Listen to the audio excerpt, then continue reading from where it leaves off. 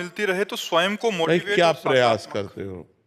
लौकिक ही प्रयास तो करते हो ना, अपने पूर्व पाप के नष्ट करने का प्रयास तो नहीं करते कि आप कोई अनुष्ठान कर रहे हैं, आप भजन कर रहे हैं, आप परोपकार कर रहे हैं, आप तीर्थयाटन कर रहे हैं पवित्र भाव से, ये तो सब कुछ है नहीं। तो पूर्व में जो पाप कर्म किया है, अब जो आप सफलता के लिए प्रयास करते हैं वो आपको असफल कर देता है, गिरा देता है। तो आपका प्रयास कोई आध्यात्मिक है क्या? तो फिर बिना आध्यात्मिक प्रयास के आप कैसे विजय प्राप्त कर सकते हैं? जो हमने पूर्व में पाप किए हैं, गलतियां की हैं, वो हमको दुख देंगे ना। हम पढ़ लिख करके अच्छा बनना चाहते हो, हमको गिरा देंगे। हमारे पास सर्टिफिकेट लेकिन नौकरी नहीं मिलेगी, व्यापार में पैसा लगाते हैं लेकिन सफलता नहीं मिलती है।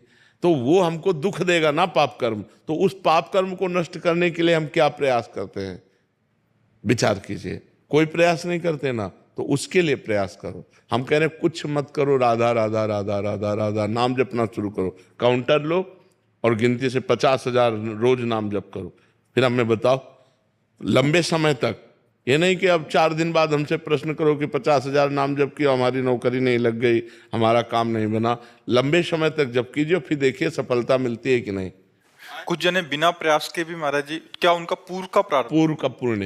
पूर्व का पुण्य है कि उनका प्रयास कोई ज्यादा प्रशंसनीय नहीं है, पर वो सफलता प्रशंसनीय प्राप्त कर रहे हैं, ये पूर्व का पुण्य है। ऐसा भी देखा जाता है कि वो बिना उसमें योग्यता भी नहीं है फिर भी। बिल्कुल, हाँ, योग्यता भी नहीं, प्रयास भी नहीं, सफलता अधिक है, ये पूर्व का पुण्य उनका काम कर रहा है। योग्यता है, प्रयास भी है, लेकिन सफलता नहीं, ये पूर्व का पाप उसको गिरा रहा है। क्रम होता है, जब पुण्य लगेगा तो आप पाप कर्म करो तो भी उन्नति होती चली जाएगी, और जब पुण्य का संयोग आएगा, जैसे पाप का लगा संयोग, तो अब आप चाहे जितना पुण्य करो, आप चाहे जितना धर्म करो, वो आपको दुखाई देता चला जाएगा। और पुण्य का संयोग है तो आप पाप कर्म करो तो भी आपको सुख मिलता चला जाएगा। लेकिन जब ये पुण्य खत्म होगा और पूर्व का पाप और वर्तमान का पाप मिलेगा तो आपको कष्ट दे देगा।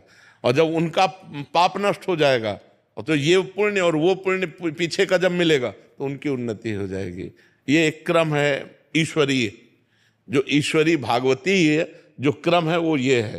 तो इसलिए नाम जप करो और अपने पापों को भस्म करके आगे बढ़ो, नाम जप करो। ठीक है अशोक जी,